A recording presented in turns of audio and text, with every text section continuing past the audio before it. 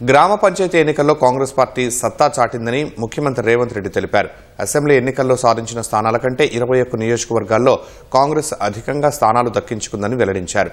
2029లోనూ ఇవే ఫలితాలు పునరావృతం అవుతాయని ధీమా వ్యక్తం చేశారు. ఎంపీటీసీ, జెడ్పీటీసీ ఎన్నికల్లో బీసీ రిజర్వేషన్లపై అసెంబ్లీ సమావేశంలో చర్చించి నిర్ణయం తీసుకుంటామని చెప్పారు. కృష్ణా, గోదావరి జలాలపై అసెంబ్లీ వేదికగా చర్చించడానికి సిద్దమంటూ కేసీఆర్కు మరోసారి సవాల్ విసిరారు.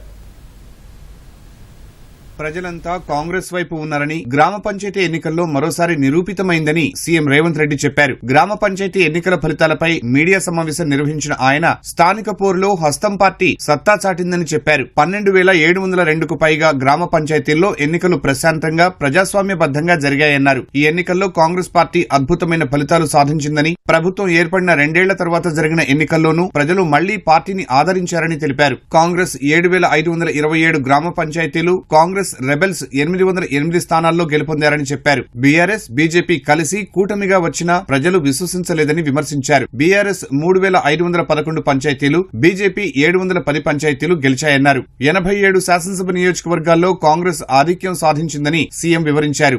12,702 గ్రామ పంచాయతీల ఫలితాలలో 7,527 గ్రామ పంచాయతీలు కాంగ్రెస్ పార్టీ, 808 కాంగ్రెస్ పార్టీకి సంబంధించిన రెబెల్స్ ఈ ఎన్నికలలో నెగ్గడం జరిగింది. మొత్తానికి 8,335 గ్రామ పంచాయతీలు 66% ఫలితాలను కాంగ్రెస్ రెబెల్స్ ఈ ఎన్నికలలో మేము సాధించడం జరిగింది. 94 శాసనసభ నియోజకవర్గాలలో స్థానిక సంస్థల ఎన్నికలు జరిగితే కాంగ్రెస్ పార్టీ 87 శాసనసభ నియోజకవర్గాలలో అత్యధిక స్థానాలను సాధించడం ద్వారా 2023 నాడు మేము సిపిఐ కలిసి సాధించిన 65-66 శాసనసభ నియోజకవర్గాలతో పోలిస్తే ఇప్పుడు ఇంకొక 21 శాసనసభ నియోజకవర్గాలు అధికంగా గెలవడం జరిగింది. అసెంబ్లీకి జరిగిన ఉప ఎన్నికలు సహా పంచాయతీ ఎన్నికల్లో వచ్చిన ఫలితాలు చూసి ఇప్పటికైనా విపక్షాలు ప్రభుత్వానికి సహకరించాలని రేవంత్ రెడ్డి హితవు పలికారు. సంక్షేమాన్ని, అభివృద్ధిని సమపాళ్లలో మెలవించి పరిపాలన అందించడం, అన్నిటికంటే 6 గ్యారంటీలతో పాటు 7వ గ్యారంటీ ఇస్తున్నాం. ప్రజలకు స్వేచ్ఛ, ప్రజాస్వామ్యాన్ని కాంగ్రెస్ పార్టీ అందిస్తుంది అని. ఈ 2 సంవత్సరాలల్లో ఎక్కడ కూడా ప్రజల్ని నిర్బంధించాలన్న ఆలోచన కానీ, ప్రతిపక్షాల మీద కక్ష సాధింపు చర్యలకు పాల్పడడం కానీ మా ప్రభుత్వం చేయలేదు. అందుకే తెలంగాణ రాష్ట్రంలో మేము ఇచ్చిన 7వ గ్యారంటీని కూడా ఈరోజు అమలు చేసి చూపించినాము. ఏ రోజు కూడా ఓడినప్పుడు కుంగిపోవడము, గెలిచినప్పుడు ఉప్పొంగిపోవడం, గెలిస్తే అహంకారంతో కళ్ళు నెత్తికెక్కడం లాంటి వ్యవహారాలలో మేమెప్పుడూ భాగస్వామ్యం కాలేదు.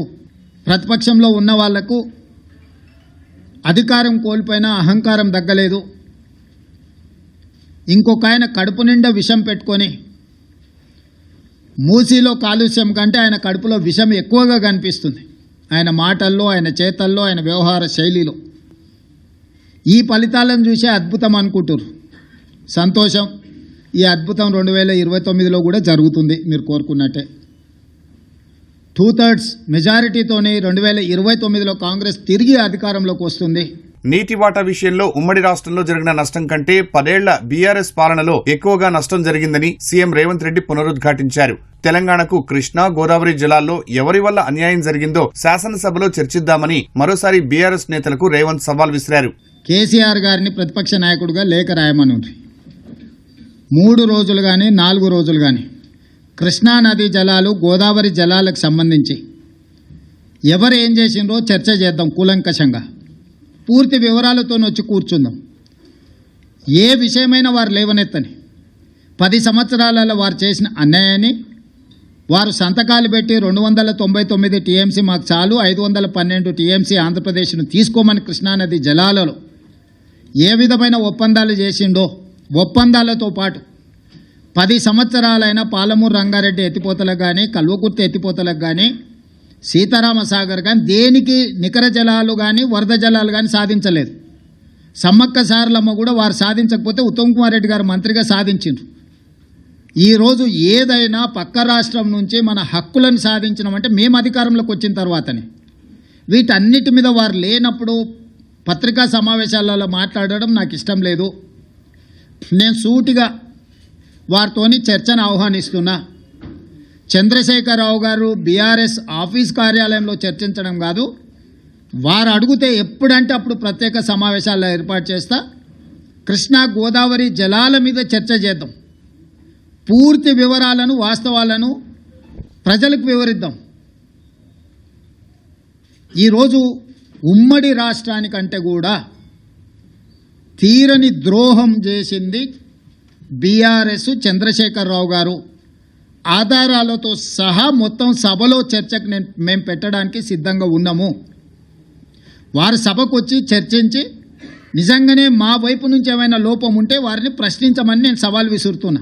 ఎంపీటీసీ, జెడ్పీటీసీ ఎన్నికలపై అసెంబ్లీ సమావేశాల్లో చర్చిస్తామని, మున్సిపాలిటీ, కార్పొరేషన్ల ఎన్నికలపైన త్వరలో నిర్ణయం తీసుకుంటామని ముఖ్యమంత్రి రేవంత్ రెడ్డి స్పష్టం చేశారు.